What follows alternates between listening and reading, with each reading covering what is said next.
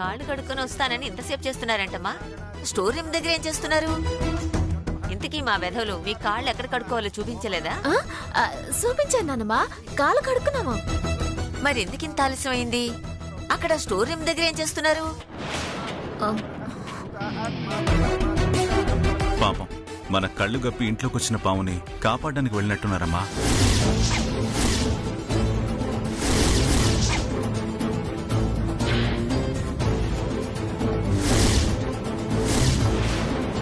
అచ్చి బాబోయ్, కళ్ళు గప్పి ఇంట్లోకి వచ్చిన పాము అంటే కొంపతేసి మా అమ్మ నాన్న గురించి అయితే అనలేదు కదా?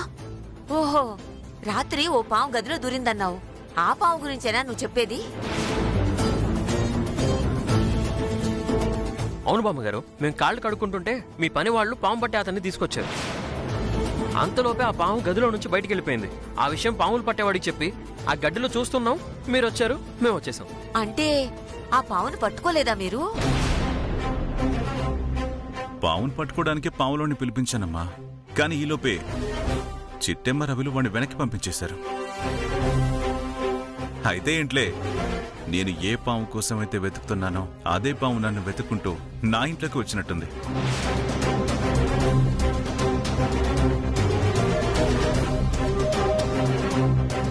దాన్ని పాములోడు వదిలిపెట్టినా ఈ వీరనారాయణ వదిలిపెట్టడం.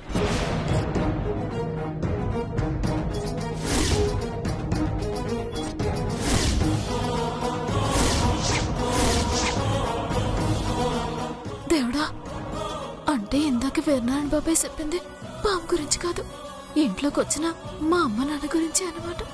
నువ్వేం మాట్లాడుతున్నావో నాకు ఒక్క ముక్క కూడా అర్థం కాలేదు వీరనారాయణ. నువ్వేంటి పాము కోసం వెతకడం ఏంటి? ఆ వెతుకుతున్న పాము ఇంట్లోకి రావడం ఏంటి?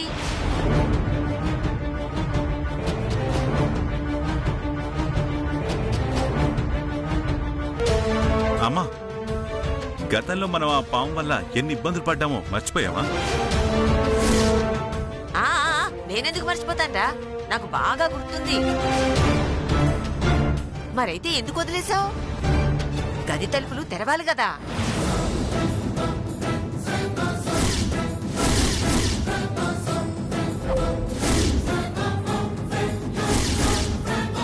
తెరుద్దామని అనుకున్నానమ్మా.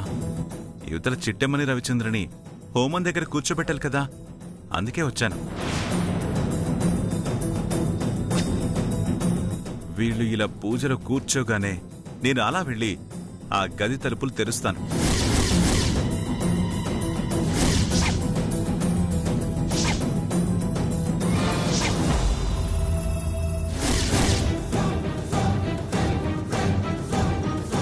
అక్కడున్న పాములు అదే పాము సంగతి ఏంటో తేలుస్తాను. అలాగే నాన్న.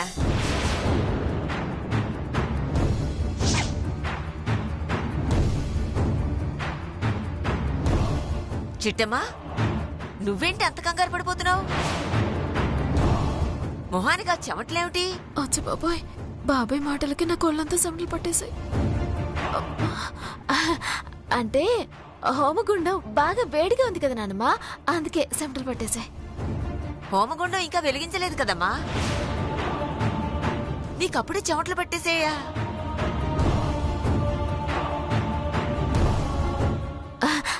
ఎలిగించారనుకున్నా నాన్నమ్మా.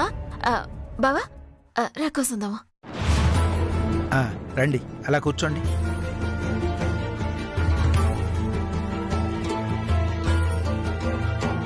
అమ్మా, ఇక పూజ మొదలు పెట్టచ్చా? ఇప్పటికే చాలా ఆలస్యమైంది పంతులు గారు, ఇక పూజ మొదలు పెట్టండి. పూజ అయ్యేంత వరకు చిట్టమ్మ రవిచంద్రులు ఒక్క అంగుళం కూడా కదలకూడదు. అలాగే బాబు, బొట్టు పెట్టుకోండి. అయం ముహూర్తస్సు ముహూర్తోస్తు. అలా కదలకూడదనే కదమ్మా పూజలో కూర్చోబెట్టాం. సూర్యాదీనాం నవానాం గ్రహాణాం అత్యంత ఆనుకూల్యత ఫలసిద్ధిరస్తు. శ్రీమన్మహాగణాధిపతయే నమః.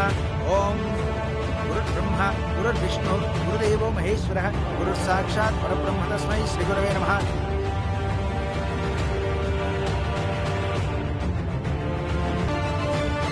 ఓం గణానాం గణపతిం హవామహే కవిం కవీనాముపమశ్రవస్తమం జ్యేష్ఠరాజం గురుర్విష్ణు గురుదేవో మహేశ్వరః గురుస్సాక్షాత్ పరబ్రహ్మ తస్మై శ్రీ గురవే నమః. చిట్టమ్మా, మనం ఇక్కడికి ఎందుకు వచ్చామో ఎవరి కోసం వచ్చామో మొత్తం వీళ్ళకి అర్థమైపోయినట్టుంది. అందుకే పాము పేరు చెప్పి అత్తయ్య మామయ్య గురించే మాట్లాడుకుంటున్నారు. అవును బావా, వాళ్ళు నడిపిద్దామని వచ్చి మనం ఇరుక్కుపోయాం. ఇప్పుడు పూజ మొదలైందంటే వేర్నారాయణ బాబాయ్ గది దగ్గరికి వెళ్ళడం, అమ్మ నాన్నల్ని చూడటం, మా అమ్మ నాన్నల్ని చంపేయటం ఖాయం బావా.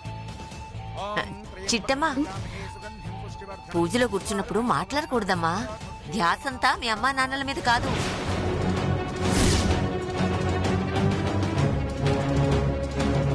అమ్మ నాన్ననా? అదే పాపం, మీ అమ్మా నాన్నలు వచ్చుంటే బాగుండేదన్న నీ ఉద్దేశం నాకు అర్థమైందమ్మా. కాసేపు వాళ్ళ గురించి వదిలేసి హోమం మీద దృష్టి పెట్టమ్మా. అలాగే నాన్నమ్మా.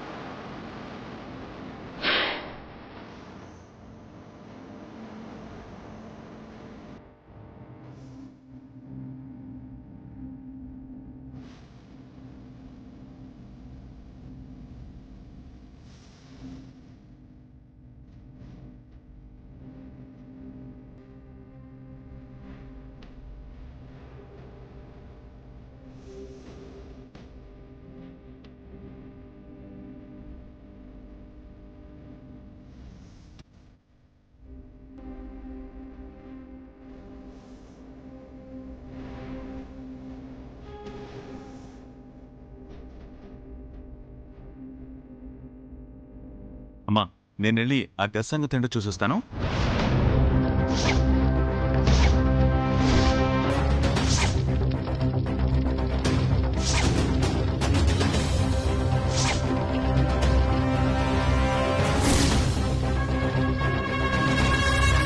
స్వామి వినాయక, మా అమ్మ నాన్నలే కనుక ఏ నేరము చేయని వాళ్ళైతే వేర్నారాయణ బాబాయ్ కంటపడకూడదు స్వామి. నన్ను నమ్మి ఈ హోమం జరుపుతున్నందుకు నాకు న్యాయమే చేస్తావో అన్యాయమే చేస్తావో నీ ఇష్టం స్వామి. మొక్కమ్మా, బాగా మొక్కు. నీ మనసులో ఉన్న కోరికలన్నీ ఫలించాలి.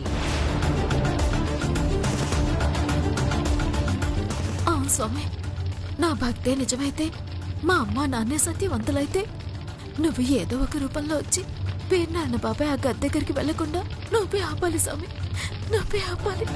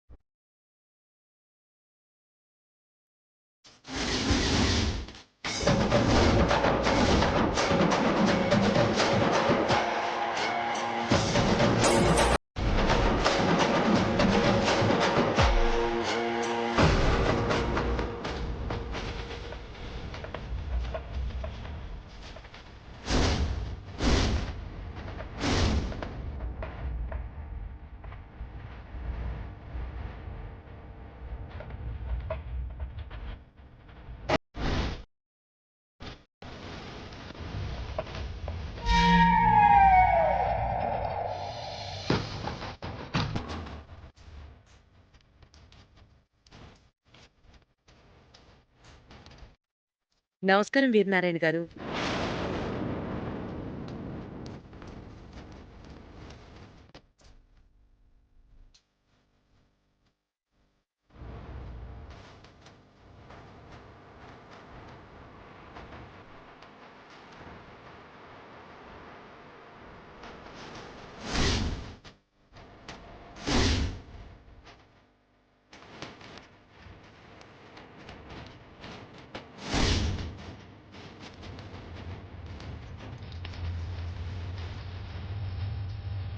నమస్కారం బాబు. నమస్కారం అండి.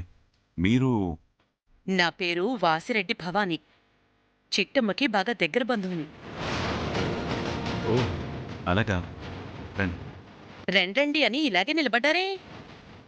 ఇంటికొచ్చిన అతిథుల్ని గౌరవ మర్యాదలతో ఆహ్వానించాలి అనే విషయం మీ జమీందారు కుటుంబానికి నేను చెప్పాల్సిన అవసరం లేదనుకుంటాను. అంటే మీరు సడన్గా వచ్చేసరికి ఫ్లోలో ఏదో అనేసానులేండి. పిన్ని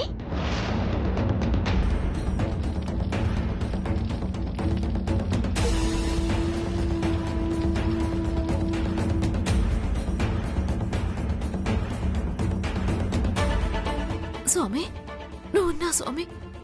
అందుకే మీ అమ్మ పార్వతీదేవిని మా భావాన్ని పిన్ని రూపంలో పంపించావు. చిట్టమ్మ, నువ్వేం భయపడకు. ఇంట్లో జరిగే పూజ నీది, ఇంటి బయట జరిగే ఆట నాది. పొరపాటుగా అనుకోకండి. మీరెవరు? అమ్మా, మన చిట్టమ్మకి బాగా దగ్గర బంధువట. చిట్టమ్మ పిలిస్తే వచ్చారంట. నమస్కారం అండి శేషమాంబ గారు. నమస్కారం అమ్మా. నా పేరు వాసిరెడ్డి భవానీ మహేశ్వర నాయుడు. అలాగా, చాలా సంతోషం. వచ్చి కూర్చోండి. పర్వాలేదు పర్వాలేదు. నాకన్నా పెద్దవారు మీరు నిలబడుండగా నేను నిలబడలేనా? అంటే నా ఉద్దేశం, ఆహా, పర్వాలేదండి. పూజ పూర్తయ్యే వరకు నేనిలాగే నిలబడతాను.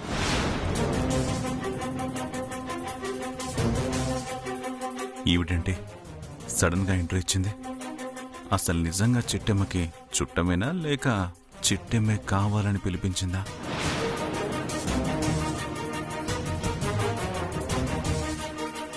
పిన్ని, బాబాయ్ని మాత్రం బయటికి వెళ్ళనీకే.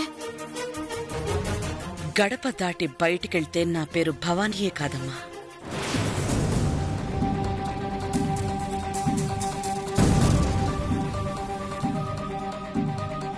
శేషమాంబ గారు, చెప్పమ్మా. నా ఫోన్ ఛార్జింగ్ అయిపోయిందండి. మీ దగ్గర ఛార్జర్ ఏమైనా ఉంటే ఇస్తారా? ఉండండి, ఒక్క నిమిషం తీసుకొస్తాను. అలాగే.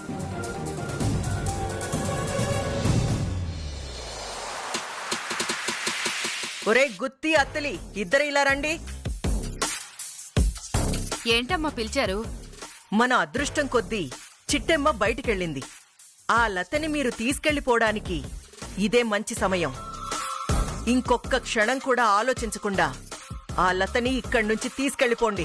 అలాగేనమ్మా, ఇంకెందుకు ఆలస్యం, వెళ్దాం పదా. ఒక్క నిమిషం. నాకు తెలిసి మీరిద్దరూ అబద్ధపు పెదనాన్న పెద్దమ్మ అని లతకి కూడా తెలిసిపోయుంటుంది. అన్ని నిజాలు తెలిసాక కూడా నేను దగ్గరుండి దాన్ని మీతో పాటు పంపిస్తే భవిష్యత్తులో అది నన్ను శత్రువుగా చూడొచ్చు. నేను పెట్టమన్న చోట అది సంతకం పెట్టకపోవచ్చు, లేదా దాని మొగుడుతో సంతకం పెట్టనివ్వకపోవచ్చు. సో నేను ఇంటి నుంచి వెళ్ళిపోతాను. ఆ తర్వాత బలవంతంగా లతని తీసుకెళ్ళండి.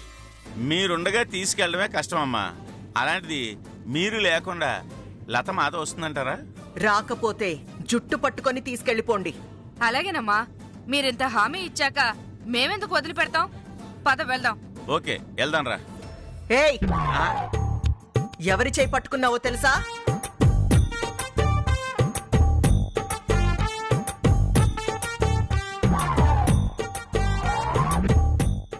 అయ్ బాబోయ్, నన్ను క్షమించండి అమ్మా. దీని చేపట్టుకోపోయి మీ చేపట్టుకున్నాను. తప్పుగా అనుకోకురా. దాని చంపనుకుని నిన్ను కొట్టాను. వెళ్ళండి.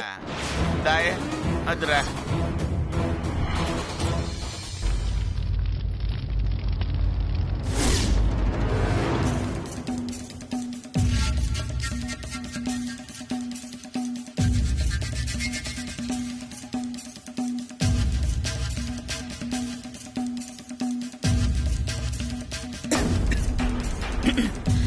శేషమామ గారు, చెప్పమ్మా.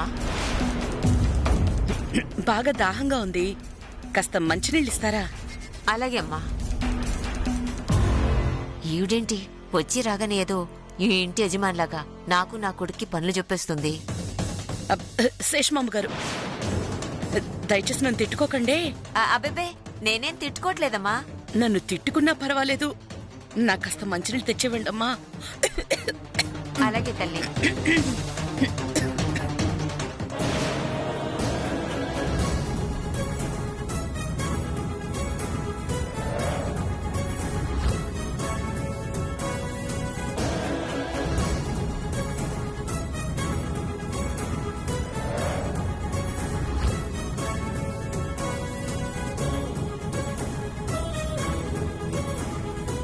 అమ్మా, నేను ఇప్పుడే వస్తాను. అలాగే.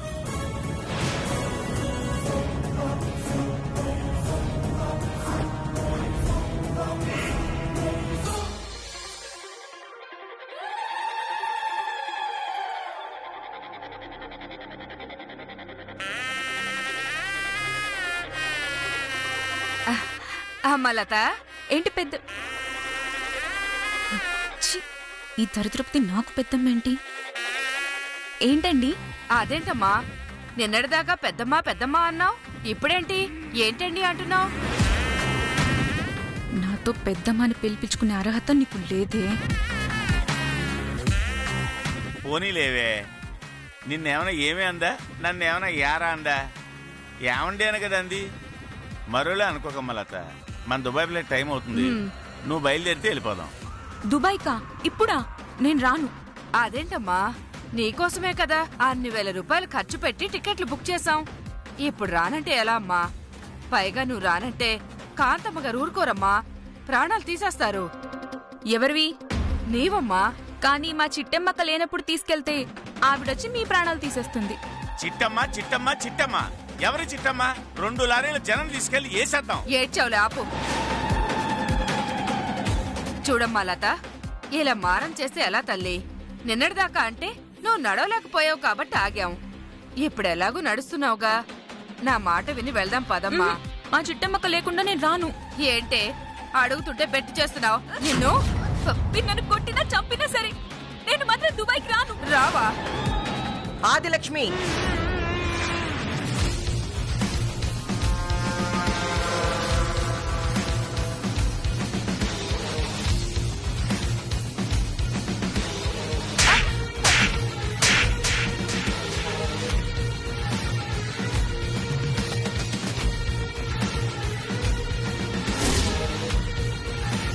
కొడతారేంటమ్మా? కొట్టడం కాదే, లత జుట్టు పట్టుకున్నందుకు నీ ప్రాణాలు తీయాలి. మర్యాదగా దానికి క్షమాపణలు చెప్పు. అది కాదమ్మా. క్షమాపణ చెప్పు. నన్ను క్షమించమ్మా లత. చూడు లత, పాపం ఎంత కాదనుకున్నా వాళ్ళు మీ పెదనాన్న పెద్దమ్మలు. నీకోసమని దుబాయ్ నుంచి వచ్చారమ్మా. వాళ్లతో వెళ్లడం నీ ధర్మం. వెళ్తాను కాంతమ్మ గారు, కాకపోతే చిట్టెమ్మక్క లేదు కదా అని. అమ్మవారు వచ్చేదాకా అమావాస్య ఆగుతుందా అని మీ చిట్టెమ్మక్క వచ్చేదాకా ఆ ఫ్లైట్ ఆగుతుందా చెప్పు. నిర్భయంగా వెళ్ళు. మీ చిట్టెమ్మక్కకి నేను చెప్తానుగా. అది కాదు కాంతమ్మ గారు. వెళ్ళావు వెళ్ళావు. ఇంకొక్కసారి వెళ్ళు అనిపించుకోకుండా వెళ్ళిపో, లేదంటే తిరిగి రాని లోకాలకి వెళ్ళిపోతావు. అమ్మగారు,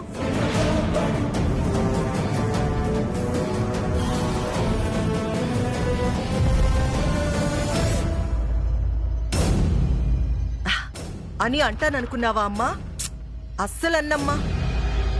కాకపోతే మీ చిట్టెమ్మక్క వచ్చే దారిలో యాక్సిడెంట్ జరగొచ్చు. కాలో చెయ్యో విరిగిపోవచ్చు,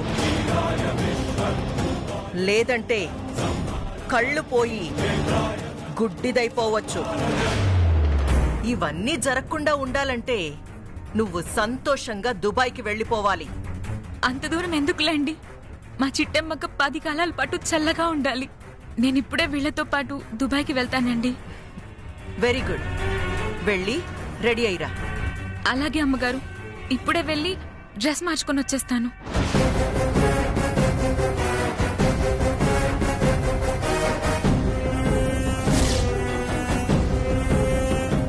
కాంతమ్మ గారు, మీ బుర్రలో కాస్తంత తిక్కుంది ఏంటండి? రేయ్, ఏంట్రా వాగుతున్నావు? మరి లేకపోతే ఏంటమ్మా, ఇందాకేమో లత దృష్టిలో నేను శత్రువుని అవ్వకూడదని అందుకని ఇంటి నుంచి వెళ్ళిపోతానని అన్నారు.